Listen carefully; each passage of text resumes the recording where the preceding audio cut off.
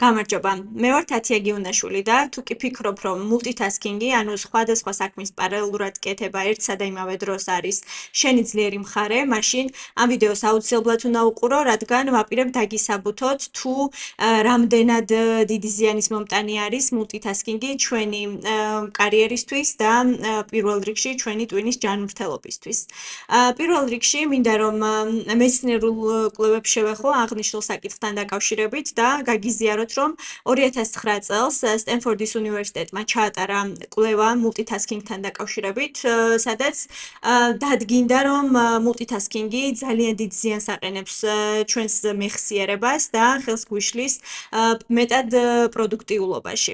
აღნიშნული კვლევის შემდეგ multitasking-ის მიმართ კრიტიკა, ასე ვთქვათ, და ცოტა ნეგატიურ კონტექსტში მოხსენება უფრო და უფრო მეტად გაიზარდა, თუმცა მანამდე და სხვათა შორის ახლაც არაერთ ვაკანსიაში შევხვედრილა, რომ საჭირო უნარებში მოიხსენიებენ ხოლმე multitasking-ის უნარს, რადგან სამწუხაროდ რატომღაც მიიჩნევა, რომ თუ კი ადამიანს შეუძლია ერთსა და იმავე დროს სხვადასხვა საკითხზე იყოს კონცენტრირებული, ეს არის ძალიან კარგი სამუშაოს ხარისხისთვის. თუმცა კვლევები ადასტურებენ, რომ ეს არის მცდარი ინფორმაცია და სტენფორდის უნივერსიტეტის კვლევას ასევე იზიარებს ჰარვარდის უნივერსიტეტის კვლევაც.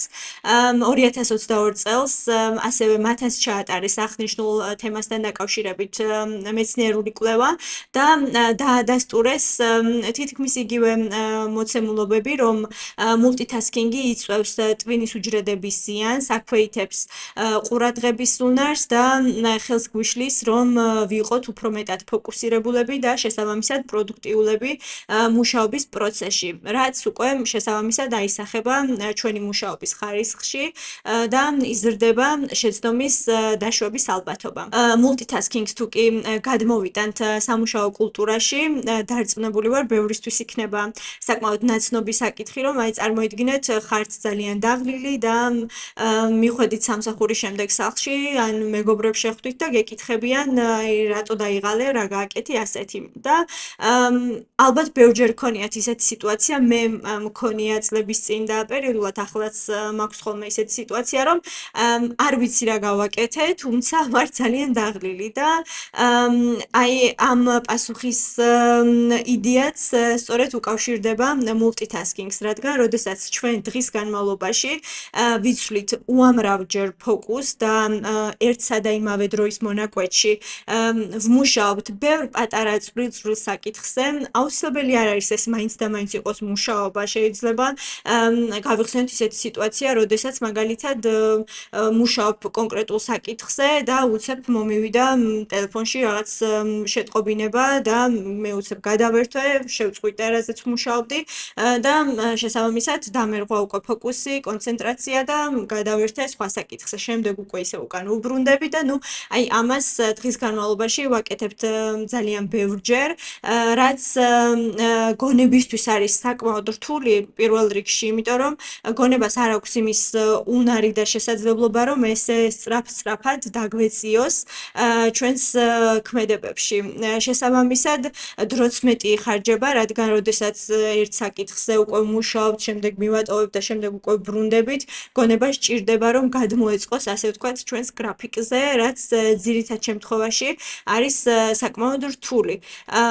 ამ ყველაფერს ისიც ემატება, რომ დღევანდელ ორგანიზაციულ კულტურებში ცოტა ტენდენციურიც არის multitasking-თან მიმართებით პოზიციები და ზოგადად უხეშად რო ვთქვათ, მაგარი ტიპობად ითვლება, თუ კი ერთი ადამიანი აკეთებს რაღაც უამრავ საქმეს, დარბის, ერთ ადგილას მივა, იქ იმას გააკეთებს, შემდეგ შეხვედრის განმავლობაში მაგალითად პასუხობს მეილებს, შეტყობინებებს და აქვს მუდმივად დაკავებული იმიჯი, ხო? და ეს რეალურად არავითარ შემთხვევაში არ უტოლდება პროდუქტიულობას, რადგან აი ასეთი დამოკიდებულებით სწორედაც რომ პროდუქტიულობას ვაყენებთ კითხვის ნიშნის ქვეშ.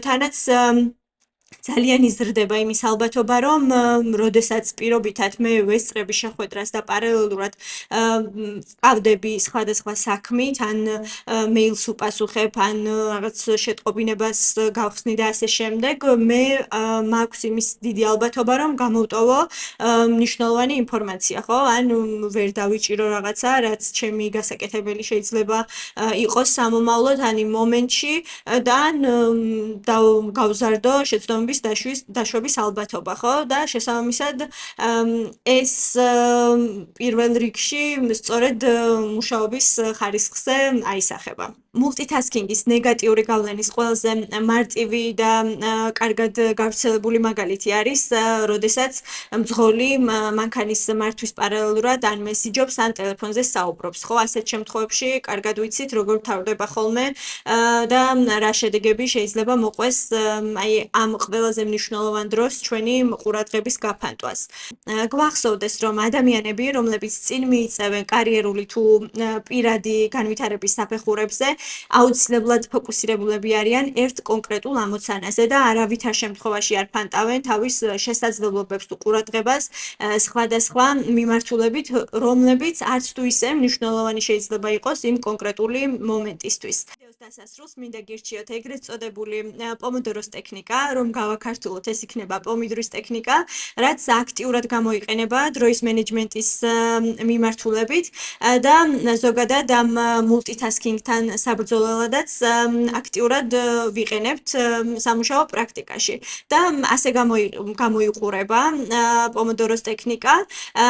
იდეა არის შემდეგი, რომ როდესაც ჩვენ ვიწყებთ ამა თუ იმ საკითხზე მუშაობას, უნდა დავინიშნოთ 25 წუთი და ამ 25 წუთის განმავლობაში აქტიურად ვიყოთ კონცენტრირებულები, ფოკუსირებულები ერთ კონკრეტულ საკითხზე. ვისვენებთ 5 წუთი 25 წუთის შემდეგ. აი ამას ვიმეორებთ 4 ჯერ და 4-25 წუთის შემდეგ უკვე შეგვიძლია რომ ავიღოთ 15-დან 30 წუთამდე შესვენება და თუ კი მაგალითად შეატყობთ პროგრესს და დაინახავთ რომ 25 წუთი უკვე თქვენთვის საკმაოდ მარტივი გახდა, რომ იყოთ ერთ კონკრეტულ ამოცანაზე ფოკუსირებული, შემდეგ უკვე ამ 25 წუთს გაზდით 50 წუთამდე.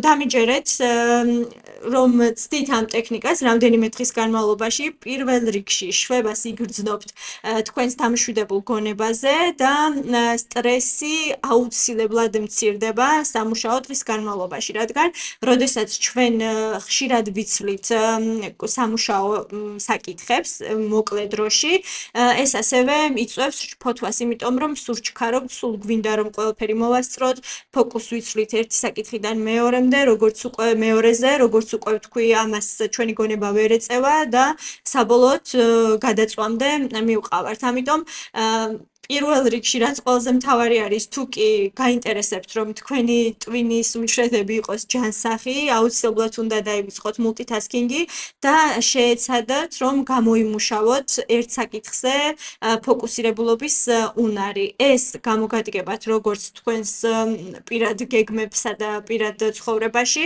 ასევე უმნიშვნელოვანესი არის იმისთვის, რომ თქვენი სამუშაო რუტინა იყოს პროდუქტიული, ხარისხიანი და აქვე ისიც უნდა დავამატოთ, რომ არ არის სასიამოვნო, მაგალითად, როდესაც ან თანამშრომელთან გაქვთ საუბარი, ან შეხვედრაზე იმყოფებით და თქვენ ამ კომუნიკაციის პარალელურად დაკავებული ხართ სხვა საქმიანობით. ანუ აქ კომუნიკაციის პრინციპებსაც შეიძლება რომ გადავწყვეტ. ამიტომ ყველა მიმართულებით ფოკუსის უნარი არის მნიშვნელოვანი და გირჩევთ, რომ პომოდოროს ტექნიკის გამოყენებით დაიწყოთ და გზადაგზა უკვე თქვენ თვითონაც მიაგნებთ თქვენთვის ყველაზე მეტად პროდუქტიულ ტექნიკებს. თუ კი ვიდეოს ამ დრომდე უყურე, ესე იგი საინტერესო იყო აღნიშნული თემა თქვენთვის, ამიტომ არხის გამოწერა და ვიდეოს დალაიქება არ დაგავიწყდეთ. მადლობა და წარმატებებს გისურვებთ.